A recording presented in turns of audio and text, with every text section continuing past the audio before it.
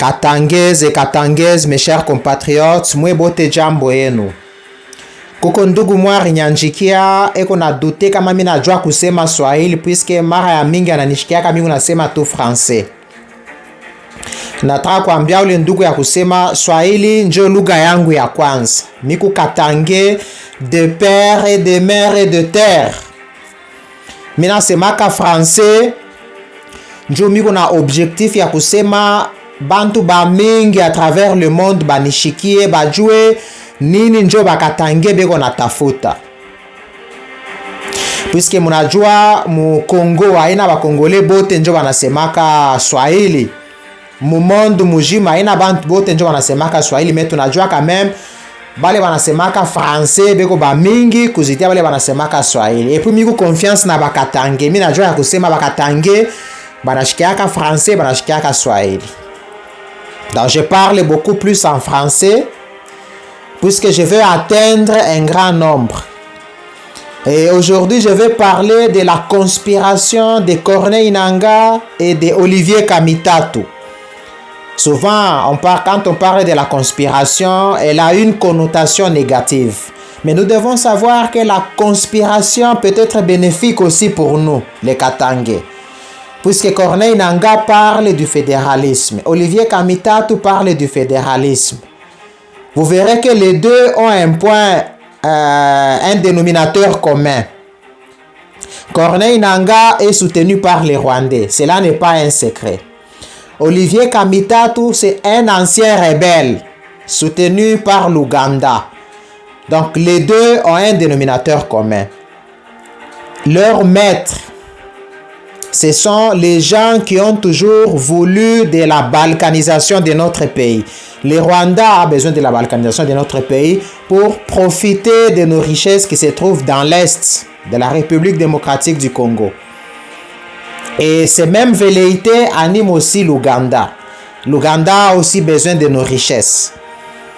L'Ouganda soutenait Olivier Kamitatu quand il était rebelle. Et nous savons qu'ils ont toujours des liens.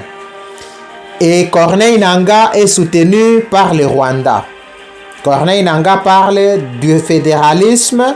Olivier Kamitatu parle aussi du fédéralisme. C'est une façon de préparer les Congolais à long terme. Donc on est en train de nous préparer sur ce qui viendra après. Et nous les Katangais, nous ne pouvons que saisir de cette occasion pour les encourager à aller dans ce sens-là.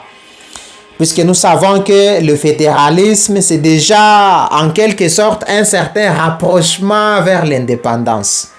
Puisque nous soutenons l'indépendance du Katanga, c'est aussi une manière de sauver le Katanga. Puisque nous savons que si on fait la balkanisation, le Rwanda va bénéficier d'une partie, l'Ouganda va bénéficier de l'autre partie. Ces parties-là seront d'une manière ou d'une autre colonisées par ces pays-là. Et nous, les Katangais, nous ne voulons pas de colonisation. Nous voulons rester un peuple indépendant. C'est la raison pour laquelle nous parlons de l'indépendance du Katanga. Voilà.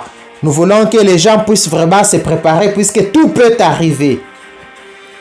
Tout peut arriver. Les Katangais doivent se tenir prêts pour réclamer leur indépendance, puisque le travail continue à être fait. Le moment venu, nous allons vous montrer, nous allons vous présenter les lettres que nous avons déjà commencé à envoyer pour préparer déjà les esprits des uns et des autres. Voilà, puisque nous savons que dans la plupart des cas, on dit que tout ce qui se fait pour nous, sans nous et contre nous. Donc nous ne pouvons pas être sûrs de ce que les gens font pour nous. Corneille Nangaa veut quelque chose pour nous les Katangais. Mais nous devons savoir qu'il le fait sans nous. Ça peut être contre nous. Et c'est la raison pour laquelle nous devons anticiper. Nous devons être prêts pour anticiper. Katangaises et Katangaises, soyons prêts. Je vous invite à demeurer vigilants pour réclamer l'indépendance du Katanga. Et c'est pour bientôt. Que Dieu bénisse le Katanga, que Dieu bénisse les Katangaises et les Katangaises. Je vous remercie.